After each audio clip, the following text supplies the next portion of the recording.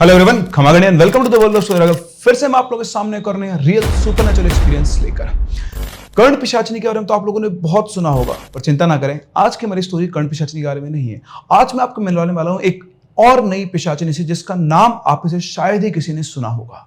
और सिर्फ इतना ही नहीं, आज की स्टोरी से आपको ये सीखने को मिलेगा कि एक इंसान अपनी चाहतों को पूरा करने के लिए किस हद तक गिर सकता है। ये ऐसा ही कुछ हमारे आज के इस इंसिडेंट के अंदर जो हमारे साथ शेयर किया है रिमी ने, जो बिलोंग करती है झारखंड से, और ये उनके खुद के साथ हुआ फर्स्ट हैंड एक्सपीरियंस है।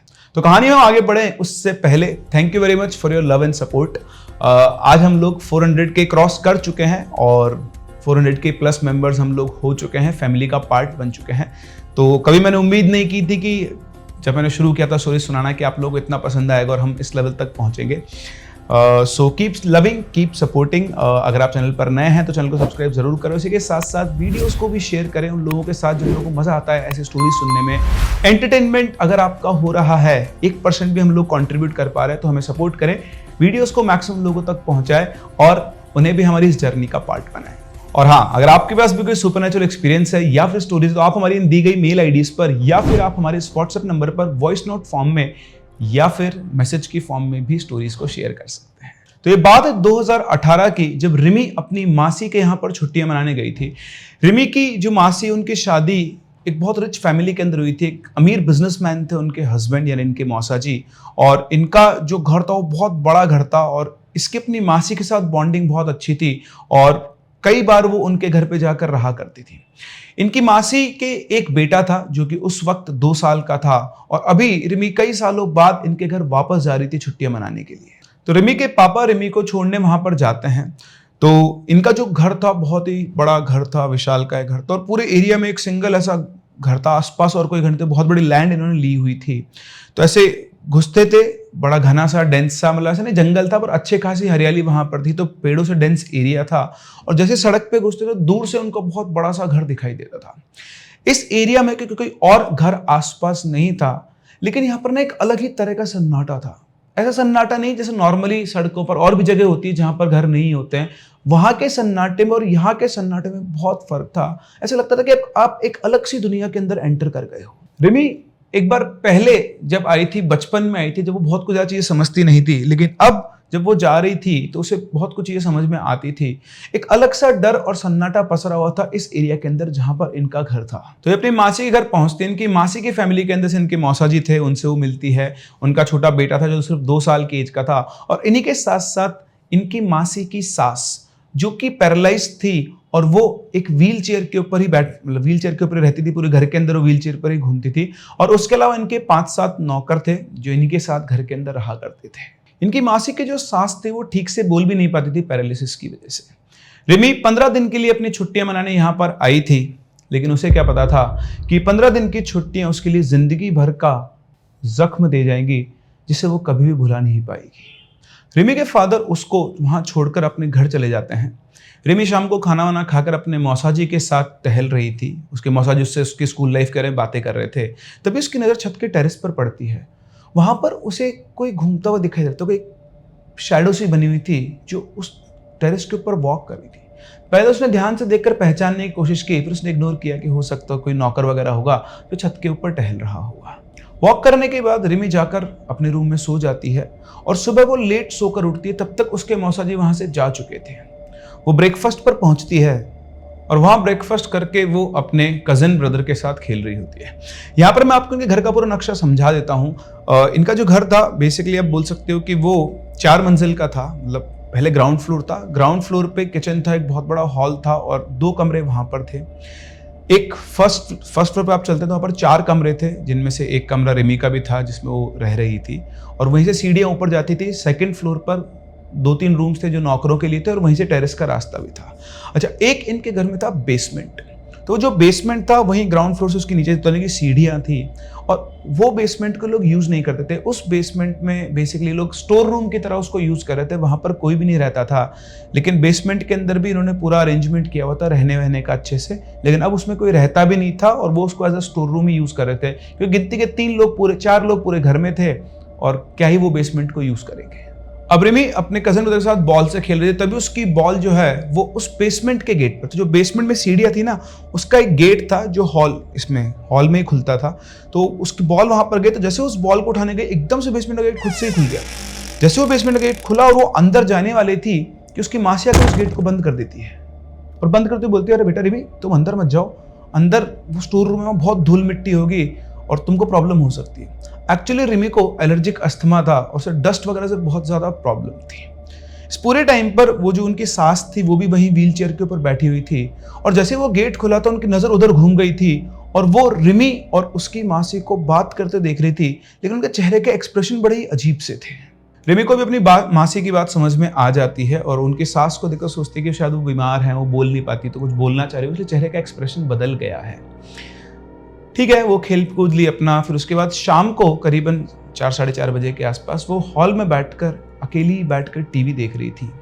तो टीवी देखते थे उसकी नज़र एकदम से वापस से बेसमेंट के गेट पर पड़ी, तो उसने देखा कि बेसमेंट का जो गेट था वो हल्का सा खुला हुआ है और उसे ऐसा लगा कि कोई उसे अंदर से देख रहा है। वो ज़्यादा ध्यान नहीं देती और वापस अपना टीवी देखने लग जाती है, लेकिन पता नहीं ऐसा कौन सा फोर्स था जो उसकी नज़र को बार बार उस गेट की तरफ खींच रहा था और उसकी नज़र बार बार उस गेट की तरफ ही जा रही थी। ऐसा लग रहा था कि कोई उसे देख रहा है।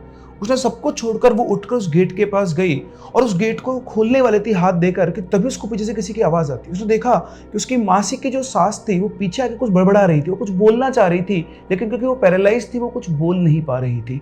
उसने ऐसे हाथ से अपना गेट पकड़ा हुआ था और पीछे उनकी तरफ देखा, उसकी जो उंगलियां थी वो गेट के उस तरफ थी और जैसे उसने उनकी तरफ देखा एकदम से उसको लगा किसी ने उसकी उंगली के ऊपर बहुत तेज नाखून खींच दी। वो बहुत तेज चिल्ले, उसने गेट को बंद कर दिया और अपने हाथ को देखने लगी। उसकी आवाज़ सुनकर उसकी मासी भागते हुए बोलती, बेटा क्या हुआ क्या हुआ? तो उसने बताया कि मासी मैंने ऐसे गेट बंद किया और मुझे ऐसा लगा किसी ने मेरे नाखून से खरोच दिया। तो उसने बोला कि अरे बेटा मैं तो उससे कहता रही है ये रूम बहुत दिनों से बंद है, कोई कीड़ा मकोड़ा होगा, तुम उसमें मत जाया करो, दिखाओ मुझे। तो उसके हाथ पे हल्का सा ऐसे स्क्रैच से थे, जैसे किसी ने काट लिया, लेकिन नाखून से कर दिया हो। उसकी मासी ने उसके ऊपर थोड़ी डिटॉल लगाई, इतना भी बहुत ज़्यादा से कुछ हुआ नहीं था, वैसे ही वो बड़ी बच्ची हो चुकी थी। उसके बाद वो सब लोग वहाँ से, रिमी भी अपने रूम में चली जाती है रेस्ट करने के लिए, सब लोग वहाँ से चले जाते हैं। रात को खाना वाना खा पी कर रिमी अपने रूम में जाकर सो जाती है, तभी उसकी आंख खुलती है किसी के हंसने की आवाज़ से। आंख खुलते से लगता है कि शायद उसकी मौसी हंस रही होगी। वो घड़ी में टाइम देखती तो रात के 1:30 बजे थे। वो ये सोच रही थी कि रात को 1:30 बजे आखिर मौसी क्यों जाग रही होगी। तभी उसको एक और आवाज़ आती है जो ये कह रही होती है, आओ रिमी आओ। वो चारों तरफ देखती है क्योंकि उसने रूम में अंधेरा किया हुआ था, पर अंधेरे में से कुछ दिख नहीं रहा था। वो वापस से सोने की कोशिश करते हैं, जैसे ही वो सोती है वापस आंख बंद करती है, फिर से उसको आवाज़ आती है, आओ रिमी आओ। इस बार वो उठ जाती है और लाइट ऑन करती है। पूरे रूम में उसे कुछ भी दिखाई नहीं देता है। वो पूरा रूम चेक करती है, उसके बाद वो अपना रूम का गेट खोलती है। अब उसके रूम का जो अलाइनमेंट था वो ऐसा था कि वहाँ से गेट खोलते ही बिल्कुल सीधा उसे वो बेसमेंट का गेट दिख रहा था। उसने गेट खोला और जैसे उसने गेट खोला उसने देखा कि उसकी जो मासी है वो बेसमेंट का गेट खोलकर खड़ी हुई है और उसकी आंखों के सामने सामने वो बेसमेंट के नीचे उतर गई। अपनी मौसी को जाता हुआ देखकर रिमी भी दबे पांव उनके पीछे पीछे बेसमेंट में उतर जाती है। बेसमेंट में उतर के वो देखती तो उसकी मौसी कहीं पर भी नहीं दिखाई देती है और बेसमेंट में जैसा उसकी मौसी ने कहा था कि कूड़ा कचरा रखा हुआ है, ऐसा कुछ भी नहीं था। वहाँ पर सब कुछ सामान रखा हुआ था, टीवी लगा हुआ था, सोफे थे, बेड था। ऐसा लग रहा था कि कोई वहाँ पर रहता था। वो दबे पांव धीरे धीरे बेसमेंट के अंदर घूमने लगी। वैसे घूम ही रही थी, तभी उसे लगा कि उसके पीछे से कोई एकदम से निकला। उसने पीछे घूमकर देखा तो वहाँ पर कोई भी नहीं था। वो वापस घूम ही थी कि तभी उसे लगा किसी ने उसका हाथ पकड़ के खींचा। उसने फिर से देखा तो वहाँ पर कोई नहीं था। एक बार तो उसके डर से चीख निकलने वाली थी, लेकिन वो बिल्कुल शांत थी कि कहीं किसी को पता ना लग जाए और यहाँ मौसी कहीं कुछ छुप रही है तो वो भी उसको आवाज़ से पता ना लग जाए। वो धीरे धीरे कदम बढ़ाते हुए पूरे बेसमेंट को स्कैन करी, तभी उसकी नज़र दीवार पे लगी हुई एक फ़ोटो पर जाती है। वो फ़ोटो किसी और की नहीं, उसकी मासी की लड़की की थी जिसकी किसी वजह से मौत हो चुकी थी। उसे अपने बचपन के वो दिन याद आते हैं जब वो अपनी मासी की उस लड़की के साथ खेलती थी और उस फोटो को देखते देखते उस फोटो में ही कहीं खो जाती है। वे सब सोच रहे थे, तभी उसके कानों में किसी की कुछ फुसफुसाने की आवाज़ आती है। वापस से अपने होश में आती है, चारों तरफ देखती है, उसे बहुत क्लियर कुछ ना कुछ फुसफुसाने की आवाज़ आई थी। उसे डर नहीं लग रहा था, लेकिन उसे एक स्ट्रेंज सी फीलिंग थी कि उसके साथ साथ इस रूम में कोई और भी है। वो ये सोच रही थी, तभी उसकी नज़र दीवार पर पड़ती है जहाँ पर 2 हुक लोहे के लगे हुए थे और उनसे 2 जंजीरें लटकी हुई थी। वो उसकी तरफ बढ़ने लगती है और सोचती है कि ये जंजीर यहाँ पे क्या कर रही है। हो सकता है इन लोगों ने कुत्ते उत्ते पाल रखे उसको बांधने के लिए हो, पर लगा कुत्ते को बेसमेंट में कौन बांधता है, वो तो बाहर बांधेंगे। फिर वो उन जंजीरों के पास जाके देखती है तो उन जंजीरों के ऊपर खून जमा हुआ था, सूखा हुआ खून जो सूख कर पपड़ी बन चुका था। तो जैसे उन जंजीरों को हाथ लगा खून की पपड़ियां नीचे उसके सामने फर्श पर गिर गई। रिमी थोड़ा और आगे बढ़ती है तो उसका पैर एक बर्तन से टकराता है। जैसे वो बर्तन से टकराता है वहां देखती है तो वहां पर उस फर्श पर जो वुडन फ्लोर था उसके ऊपर स्क्रैच के निशान थे, किसी ने किसी चीज को ड्रैग किया हुआ। वो सब देख ही रही थी तभी अचानक से उसे अपने पीछे से किसी की हंसने की आवाज आती है। हंसने की आवाज आती है, उसकी बॉडी के अंदर करंट दौड़ जाता है, बिल्कुल से फ्रीज हो जाती है। अब उसे प्रॉपर फील हो रहा था कि उसके पीछे कोई है और वो खड़ा होकर हंस रहा है। उसे आवाज आती है, आओ रिमी, मेरे पास आओ। रिमी बड़ी मुश्किल से हिम्मत करके पीछे घूम के देखती है और जैसे ही देखती है एकदम से घबरा जाती है क्योंकि उसके सामने उसकी मासी की लड़की खड़ी हुई थी। जी हाँ, वही मासी की लड़की जिसकी मौत हो चुकी थी। लेकिन बात सिर्फ इतनी नहीं थी कि वो उसकी मासी की लड़की थी, उसके पूरे बाल बिखरे हुए थे और उसकी जो आंखें थी उनमें जो काली पुतली जो बॉल्स होती हैं, आई बॉल्स, वो नहीं थी, बिल्कुल सफ़ेद आंखें थी। और वो खड़ी होकर कैसे हंस रही थी और अपने दोनों हाथ आगे करके उससे बोल रही थी, आओ रिमी, मेरे पास आओ। उसको देख कर रिमी की बहुत तेज चीख निकलती है और रिमी की में बेहोश हो जाती है। उसकी चीखने की आवाज़ सुनकर उसकी मासी और उसके मौसी दोनों भागते नीचे बेसमेंट में पहुंचते हैं और वो देखते हैं कि वहाँ पर रिमी बेहोश पड़ी है। फटाफट से उसको उठाकर ऊपर लेकर आते हैं। फर्श पे गिरने के बाद उसके सिर पे चोट आ चुकी थी, उसका फर्स्ट एड किया जाता है। उसके बाद उससे पूछते कि क्या हुआ बेटा, तो उन लोगों को बताती है। तो उसकी मासी और उसके मासा बोलते हैं, बेटा तुझे वहम हो गया है, ऐसा यहाँ पे कुछ भी नहीं है, मतलब वो तो मरे हुए इंसान वापस थोड़े ना आते हैं कभी भी। तो वो भी सोचती है कि हाँ पता नहीं उसने क्या देखा क्या नहीं देखा। फिर उसके बाद अपने मम्मी पापा को फ़ोन करती है। फिर वो इसकी मासी से बात करते बोलते हैं कि पता नहीं बच्ची डर गई होगी किसी वजह से, एक काम करो तुम इसको आके ले जाओ। तो बोलते हैं हाँ हम कल वापस आते हैं। तो रात को उन्होंने मौसी जी ने उसको अपने पास ही सुलाया और अगले दिन ही उसके फादर वहाँ पर उसको लेने के लिए पहुँच कर उसको लेकर वो वापस अपने घर पर आ गए। लेकिन अपने घर वापस आने के बाद रिमी का बिहेवियर जो था वो बदल चुका था। वो पहले की चहकने वाली रिमी नहीं थी, वो बिल्कुल चुपचाप बैठी रहती थी और किसी एक जगह को देखकर बस वो उधर ही घूरती रहती थी। कोई उससे बात करता तो उसकी बात का जवाब नहीं देती थी। बड़ा ही अजीब सा उसका बिहेवियर हो गया था। उसके अपने घर वापस आने के 2-3 दिन के बाद उसके मौसा जी और मौसी उससे मिलने आए। वो लोग आए तो इसकी मदर ने उनको बताया कि यार तुम्हारे घर से जब से आई है बिल्कुल चुपचाप हो गई, शायद ये बोर हो रही है, इसका मन नहीं लग रहा है, पता नहीं है। तो उधर उसकी मौसा मौसी बैठे हुए थे, रिमी उनको घूर रही थी, मतलब उनको देख रही थी पर कोई जवाब दे रही थी। लेकिन उनके साथ उनका बेटा भी आया था और जैसे ही उसकी नज़र उसके ऊपर पड़ती उसकी आंखें एकदम गुस्से से लाल हो जाती, जैसे अभी के अभी वो उसको मार के खा जाए, कच्चा ही खा जाएगी, बिल्कुल ऐसा गुस्सा उसकी आंखों में आया था। और जब भी वो दूसरे लोगों को देखती तो उसका स्टेयरिंग प्रॉब्लम थी बट वो नॉर्मल प्रॉब्लम थी। लेकिन उस बच्चे को देखते उसकी आंखों के अंदर खून उतर के आ रहा था। रिमी की मौसी जब उसको देखती है ऐसा करते हुए तो वो समझ जाती है कि कुछ ना कुछ प्रॉब्लम है इसको। वो उस वक्त उन लोगों से कुछ भी नहीं कहती और चुपचाप अपने हस्बैंड को इशारा करती है और ये उसी टाइम वहां से निकल जाते हैं। उनके जाने के करीबन 1 हफ्ते बाद एक इंसिडेंट होता है जो रिमी के मदर और फादर को झंझोड़ के रख देता है। एक रात की बात है, रिमी की मदर उठती है पानी पीने के लिए और वो किचन की तरफ पहुंचती है। तो जैसे वो किचन की तरफ पहुंचती है वो देखती है कि घर का जो मेन गेट है वो थोड़ा सा खुला हुआ है। वो घबरा जाती है कि घर में कोई चोर वगैरह तो नहीं आ गया है। वो फटाफट से वापस जाके अपने हस्बैंड को बुला के लेकर आती है, बोलती है कि सुनो वो बाहर का गेट ना खुला हुआ है, देखो घर में कोई आ तो नहीं गया है। तो अपने हाथ में डंडा लेकर दोनों के दोनों मेन गेट तक पहुँचते हैं और मेन गेट को थोड़ा सा खोलते हैं। तो अंदर बिल्कुल अंधेरा था, वो कुछ भी दिखाई नहीं दे रहा था। लेकिन उनको ना कुछ आवाज़ आ रही थी, कचर कचर कचर ऐसी आवाज़ आ रही थी।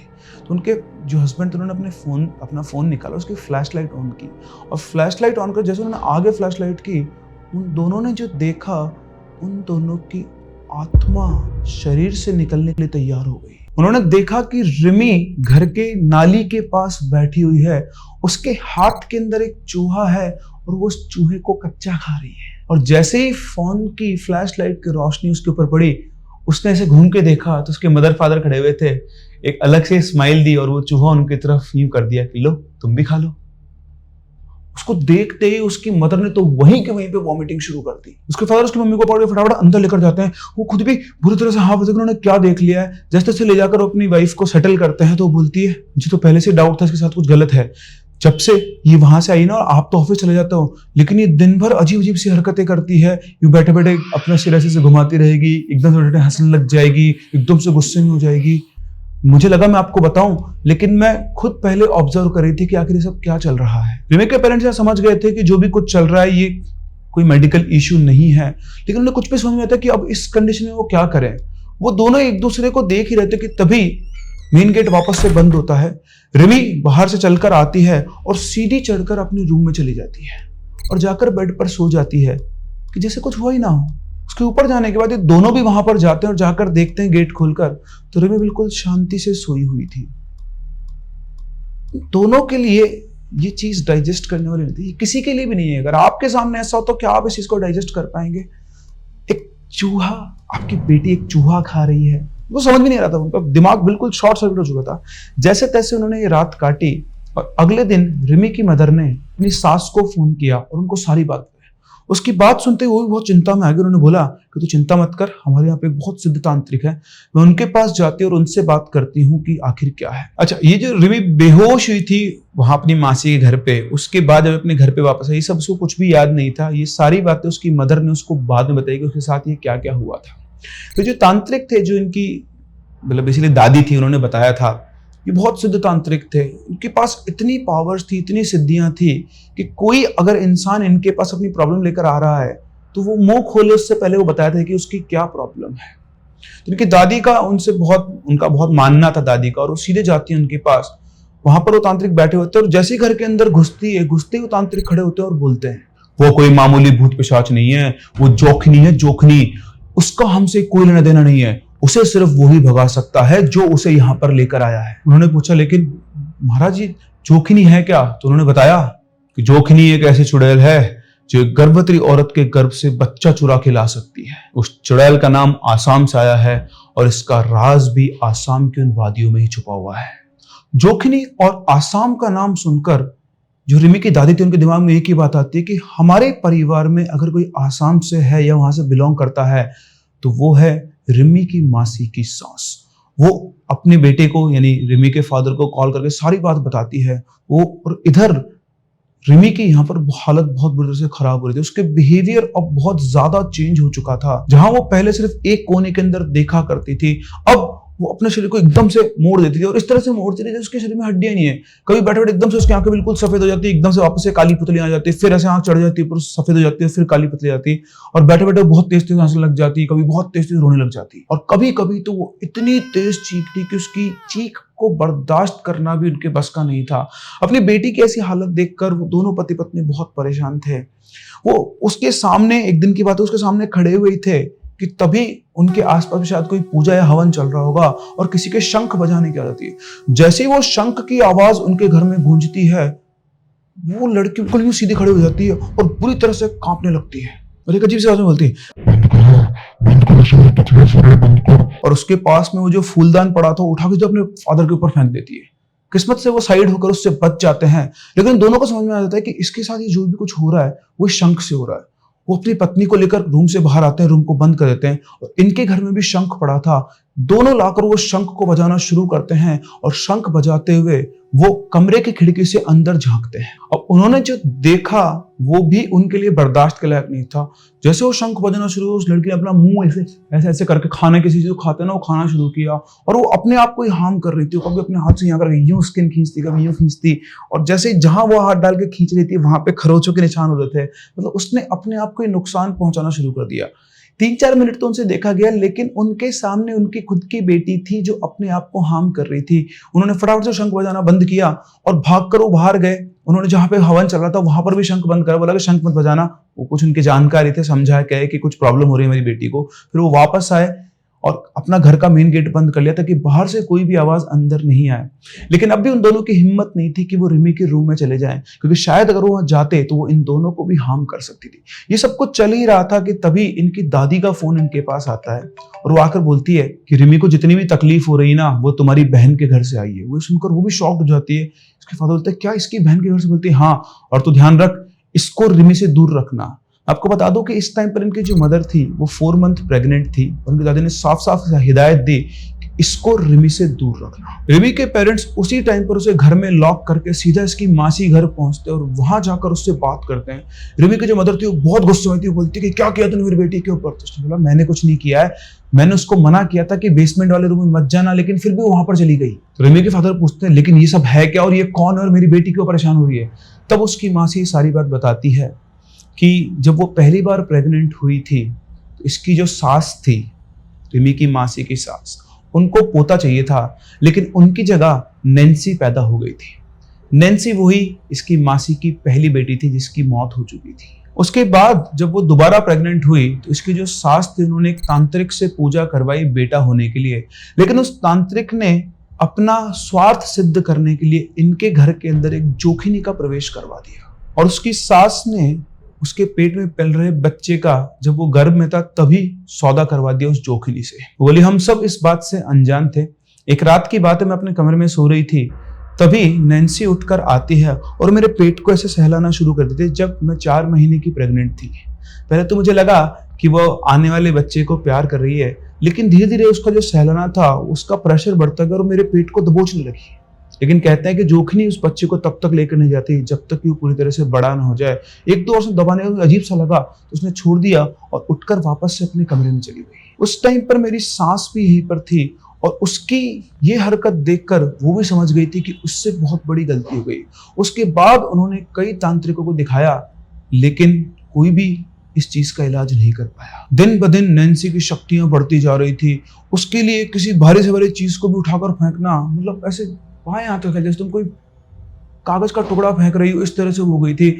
उसको हमें चैनों के अंदर बांध के रखना पड़ता था, तब जाकर कहीं वो कंट्रोल में आती थी। और जब वो चीखती थी ना तो तुम मानोगे नहीं, पूरा का पूरा घर ऐसे हिल जाता था।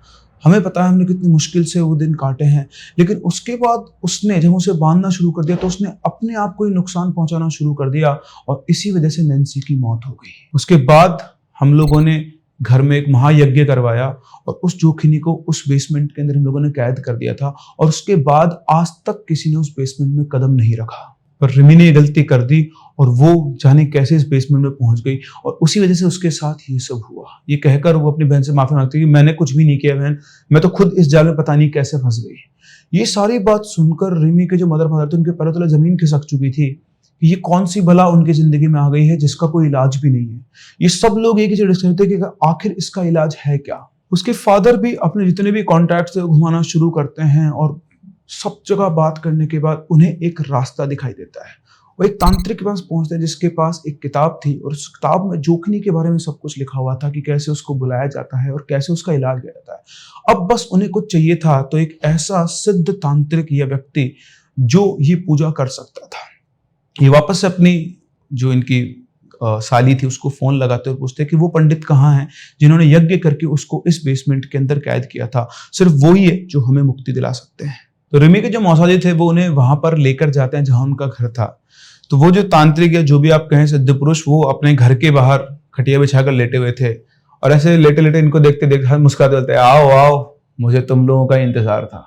उसको देखते ही रिमी के फादर जाकर उनके पैर पकड़ लेते और महाराज मेरी बेटी को बचा लो, वो बहुत पीड़ा में है, कुछ भी करके आप उसे बचा लो। वो उनसे कुछ बातचीत करते हैं। उसके बाद ये सब लोग रिमी के घर पे जाते हैं।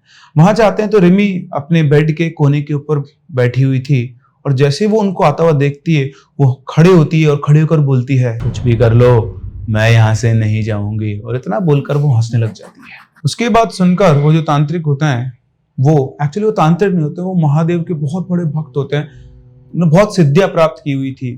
तो वो इनके फैमिली वालों को बोलते हैं कि तुम सब लोग यहाँ से 13 कदम पीछे हट जाओ, मैं देखता हूँ ये कैसे नहीं जाएगी। और वहीं बैठकर वो मंत्रों का उच्चारण करना शुरू करता। जैसे वो उनके मंत्रों के उच्चारण में ना इतनी इंटेंसिटी थी, इन लोगों के भी अंदर तक ना वो वाइब्रेशंस जा रहे थे। और उनकी जो मंत्रों के उच्चारण थे वो सुनकर जो रिमी बैठी हुई थी एकदम से खड़ी हो जाती है और खड़ी होकर बोलती है मैं नहीं आई थी, ये मेरे पास आई थी, तुम ये सब बोलना बंद करो, मुझे बहुत तकलीफ हो रही है। लेकिन वो बाबा मंत्रों का उच्चारण जारी रखते और करीबन आधे घंटे तक वो उसी इंटेंसिटी के साथ उन मंत्रों को उच्चारित करते रहते हैं। एक नॉर्मल आदमी की तो सांस फूल कर बैठ जाए, लेकिन उन्होंने जिस इंटेंसिटी से शुरू किया था उसी इंटेंसिटी से वो मंत्र चालू थे। करीबन आधे घंटे पूजा करने के बाद रिमी खुद चलकर उनके सामने जाकर बैठ जाती है और बैठने के बाद वो बाबा जो है वैसे एक शीशी निकाल के आगे रखते हैं पता नहीं क्या होता है क्या नहीं, अचानक से उसके कान से खून निकलना शुरू होता है और खून निकलने के साथ साथ ही पूरे कमरे के अंदर बहुत ही सड़ी हुई बदबू फैलना शुरू होती है। और फिर अचानक से वो उठाकर शीशी उठाकर उसको बंद कर देते हैं और शीशी को साइड में रखते हैं। उन सब लोगों ने अपनी आंखों से देखा था कि वो एक ट्रांसपेरेंट शीशी थी, लेकिन अब उसके अंदर एक काला सा कुछ शैडो या धुआं सा भर गया था। इधर जैसे वो शीशी को रखते हैं उधर रिमी बेहोश होकर नीचे गिर जाती है। फिर उसके बाद वो एक धागा निकालते हैं, धागा उसके हाथ के ऊपर बांधते हैं और बांधने के उसके पेरेंट्स से बोलते हैं कि जब तक तुम्हारा दूसरा बच्चा नहीं हो जाता तब तक ये कलावा किसी भी हालत में खुलना नहीं चाहिए, उसके बाद सब सही हो जाएगा। रिमी के जो फादर थे उन्हें विश्वास नहीं होता कि जो चुड़ैल जो भी है, यक्षिणी पिशाचिनी जो भी है, ये इतने यज्ञों से नहीं गई तो ये सिर्फ मंत्र के चरण से कैसे जा सकती है। और उनके मन की शंका इन बाबा ने पहले ही भांप ली थी। वो उनसे कहते हैं महादेव इन भूत प्रेतों से बहुत बढ़कर हैं, ये भूत प्रेत खुद उनकी पूजा करते हैं, तुम्हें महादेव की शक्तियों के ऊपर शक है? तो रिमी के मां से बोलते हैं कि बाबा अगर आपको ये सब पता ही था तो आपने उस टाइम पर इसको क्यों नहीं कैद किया? उन्होंने बोला कि उस टाइम पर मुझे इतनी नॉलेज नहीं थी, मैं शक्तिहीन था, पहली बार मेरा किसी जोखिनी से पाला पड़ा था और उस टाइम पर तुम्हारी बेटी को मारकर उसका मांस खाकर ये बहुत शक्तिशाली हो गई थी, तब मेरे पास इतनी शक्ति नहीं थी कि मैं इसको कैद कर पाऊं। लेकिन उस दिन के बाद मैंने ठान लिया था कि इसको तो मैं पकड़ कर रहूंगा और तब से लेकर अब तक मैं इन्हीं सब सिद्धियों के अंदर लगा हुआ था। और जब तुम मेरे पास आए तो मैं समझ गया कि वो बाहर आ चुकी है और अब मैं उसे आसानी से कैद कर सकता हूं और इसलिए तुम्हारी आंखों के सामने आज मैंने इसे कैद कर दिया है। वो शीशी को उठाते हैं, अपने पॉकेट में रखते हैं और बोलते हैं कि बिटिया को रोजाना गंगा जल से स्नान कराओ, महामृत्युंजय मंत्र का पाठ रोजाना करवाओ। इसके बाद वहां से चले जाते हैं। रिमी की मदर को उनकी मायके भेज दिया जाता है जब तक उन्हें डिलीवरी नहीं होती है। रिमी अपने फादर के साथ इनके घर में रहती है। इसके फादर रोजाना से गंगा जल से स्नान करवाते और उसे महामृत्युंजय का पाठ करवाते। और फिर इनके घर में आया एक और नया मेंबर, रिमी का छोटा भाई। उसके होने के बाद ये लोग उस बच्चे को लेकर उन बाबा के घर पे गए जिन्होंने रिमी को उस चीज से मुक्ति दिलाई थी। लेकिन वहां जाके पता लगा कि वो तो पिछले 2-3 महीनों से यहाँ पर है ही नहीं। उनका कोई फैमिली में कोई था नहीं। आसपास लोगों ने बोला कि 2-3 महीने पे ही गए थे, अभी तक आज तक वापस नहीं आए हैं। वो कहाँ गए कहाँ नहीं किसी को पता नहीं है। इन लोगों को भी वो दोबारा कभी नहीं मिले। लेकिन उन्होंने रिमी को उस जोखिनी से मुक्त करवा दिया था, आजाद करवा दिया था और आज ये परिवार एक हंसता खेलता परिवार है। तो देखा आपने कितने राज छुपे। लोग कहते हैं कि नॉर्थ ईस्ट के अंदर मतलब जो आसाम वाला एरिया है उस तरफ के कुछ ऐसे डीप एरियाज हैं, गांव हैं जहां पर तंत्रा और जो ब्लैक मैजिक है वो इतना स्ट्रांग है कि आप इमेजिन भी नहीं कर सकते, हमारी सोच से वो सब बाहर है। आप लोगों को क्या लगता है, क्या ये बिल्कुल सच है कि वहां पर वाकई में ऐसी जगह पर है? अगर आपने कभी ऐसी किसी जगह के बारे में सुना हो तो हमसे जरूर शेयर कीजिए। और इसी के साथ साथ रिमी के साथ जो हुआ, क्या वाकई में वो एक जोखिनी थी जो इतनी खतरनाक हो सकती है किसी की गर्भ से वो बच्चा चुरा ले? और तीसरी बात यह है कि अगर उनके परिवार में उनके बेसमेंट में ऐसा कुछ था, उन्हें पता था, तो उन्होंने उस बेसमेंट को बहुत अच्छे से लॉक करके रखना चाहिए था।